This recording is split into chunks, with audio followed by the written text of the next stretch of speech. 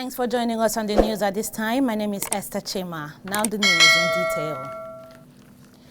In a decisive move aimed at curbing the rising number of street beggars and destitute individuals in Abia South, the mayor, Uche Nwogo, led an operation that resulted in the arrest of several people around key areas of the city. The crackdown, carried out with the assistance of the Harmonized Task Force, targeted areas around CKC, Bata, and Brass Junction. The children among those arrested were immediately taken to motherless babies' homes, where they received care and support. Some were found in possession of stolen phones and illegal substances such as Indian hemp. President Bola Tinubu says Africa holds vast opportunities for investments, growth and development with its vibrant population, productive economy and natural resources. Speaking at a bilateral meeting on Wednesday in Beijing, China, with Chinese Premier Li Qiang, President Tinubu commended the role of the Forum on China-Africa Cooperation in advancing partnership between Africa and China for mutual development and prosperity. President Tinubu also called for a strategic focus on areas of collaboration that will ensure the relationship remains mutually beneficial. National Economic Council (NEC) is giving Monday, September 9 deadline to 4 states yet to submit report from their states on establishment of state police. Briefing State House correspondent at the end of the NEC meeting presided over by Vice President Kashim Shettima at the Council Chamber, Presidential Villa, Abuja. The Deputy Governor of Oyo State, Bayo Lawal, said the 36 states of the Federation were supposed to submit their reports for consideration at the meeting. He said an update on the establishment of state police was considered as a result of the security challenges across the nation.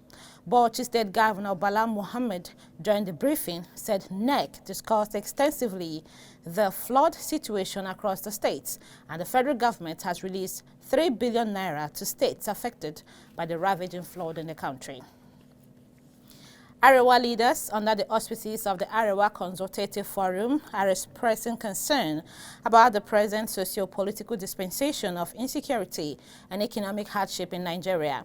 This was made known by the Chairman, Board of Trustees of the Forum, Mohammed Dalhatu, after a meeting of Arewa leaders at their national headquarters in Kaduna. This is even as they agreed that they are ready for any constitutional review and restructuring of the country under President Bola Tinubu's government. The board chair added that the North is not afraid of any attempt to review the Constitution, but previous attempts to amend the Constitution were designed to harm the region. Trade Union Congress of Nigeria, TUC, is strongly opposing the recent increase in the pump price of petroleum products, warning that it will worsen poverty among workers. The union conveyed its stance in a statement released and signed by the president, Comrade Festus Osifo. The union urged the federal government to immediately reverse these decisions, implement policies to strengthen the naira, and take decisive actions to alleviate the suffering of Nigerians. The TUC argued that the sudden hike, implemented without consultation with key stakeholders, demonstrates a blatant disregard for the welfare of the Nigerian people, especially the working class, who bear the brunt of such decisions. A faction of National Association of Nigerian Students, NANT, is announcing plans for a large-scale shutdown of all major cities in Nigeria starting on September 15, 2024. In a notification signed by Okunomo Henry Adewumi, president of the NANT Senate, demanded an immediate reversal of the fuel price hike.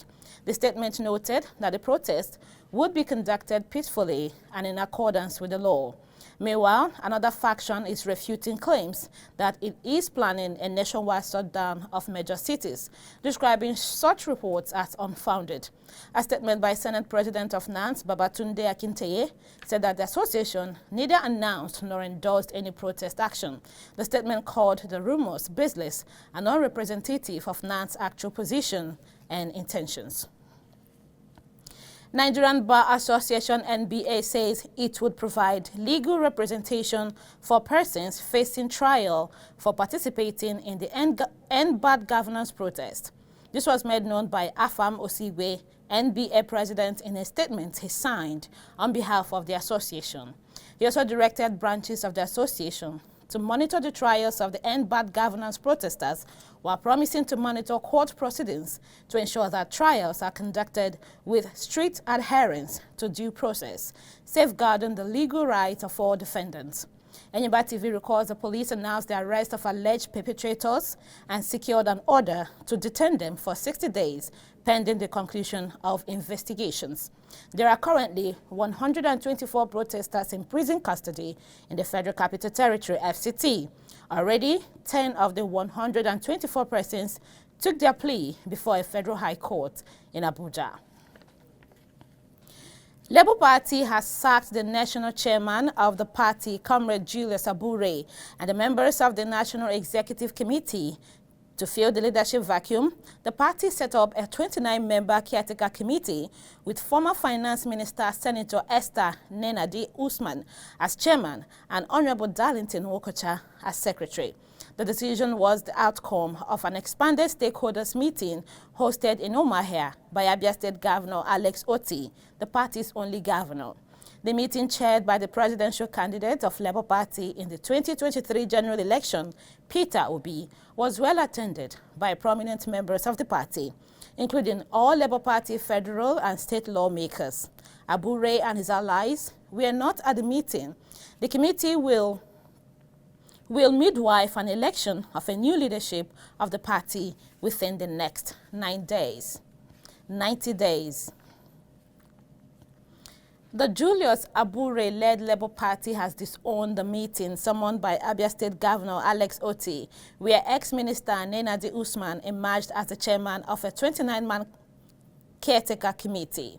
In a statement signed by the publicity secretary of the party, Obiora Ifo, Abure declared the meeting as illegal, urging Nigerians to disregard the outcome. The statement said the meeting was not organized by the party and therefore does not reflect its position or interest. The statement described the appointment as illegal, unconstitutional, and an enterprise in futility because the outcome of a validly conducted national convention held in Nnewi earlier this year still exists.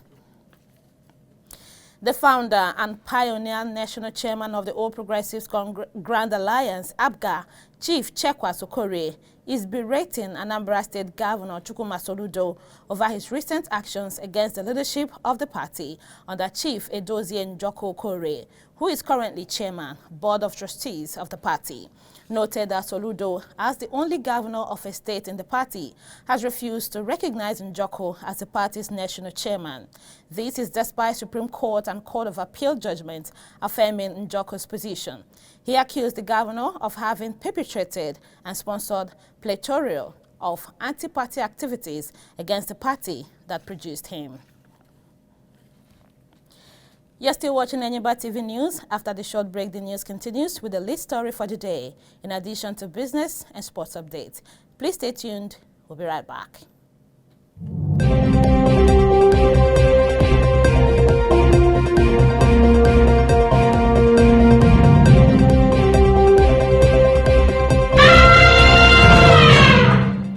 Thanks for being there and welcome back. Now the lead story. A peaceful protest by workers who were disengaged 13 years ago nearly disrupted the Labour Party stakeholders meeting in Umuahia yesterday. The protesters, dressed in black and holding placards, gathered in front of the government house demanding justice and compensation for what they described as their wrongful disengagement. The protesters, mostly of Southeast origin, carried placards with messages like, "We are disengaged workers of Abia State," and "Governor, come to our aid." One of the protesters, Mr. Eric Nwa, told Enyimba TV that he was transferred from Abeokuta Steel to the Imo State in 1990 and was later unjustly disengaged, leaving him in a difficult situation. Another protester said that many of their colleagues have died due to hunger and preventable illnesses caused by lack of financial support. Abia State's Chief of Staff later met with the leader of the protest group while assuring them that the matter will be brought to the governor's attention. And now from the business scene. as the September 15 deadline for linking national identification number to subscriber identification model cards approaches. Subscribers have expressed frustration over the challenges they face in uploading their details on the National Identity Management Commission portal.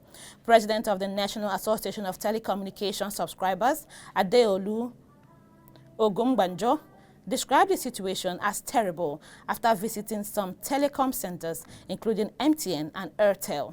He emphasized that the current portal issues hinder the successful completion of the NIN to SIM linkage before the deadline, stating the current situation will not make subscribers meet the deadline if not addressed urgently. And now sports. Super Eagles of Nigeria forward Ademola Lookman has been nominated for the 2024 Men's Ballon d'Or Award. In the list announced by France Football magazine on Wednesday, the 26-year-old Atalanta of Italy player was shortlisted alongside 29 players for the coveted award. He is the only African player in the list. 8-time winner and current holder Lionel Messi is not listed for this year's award, as well as 5-time winner Cristiano Ronaldo. Lookman was in scintillating form as Atlanta won its first ever European trophy last season, with the Nigerian scoring a hat-trick in the European League final against Bayer Leverkusen. Meanwhile, Team Nigeria's para-powerlifter Esther Nwogu has won silver in para-powerlifting up to 41 kg with a lift of 118 kg. She broke the Paralympics record twice. Nwogu, who is from Abia State, set 2 new Paralympic records with her last 2 attempts, lifting 112 kg and 118 kg. And with that sports story, we wrap up this edition of the news on Enyimba TV at this time. But before we go, here is a recap of the top stories. Again, Abia State government cracks down on street beggars and destitute in Abia. Julius Abure clashes with Governor Oti and Peter Obi over setting up of interim ESCO for Labour Party. 13-year fight for justice. Disengaged workers still seeking resolution and compensation. Now that's our package of the news for now. Please join us for more updates in our subsequent bulletins. Meanwhile, don't forget to subscribe to this channel on YouTube. Click on the notification bell to receive alerts when new videos are uploaded. Thanks for watching. On behalf of the production crew, my name is Esther Chima. Do have for yourself a wonderful day.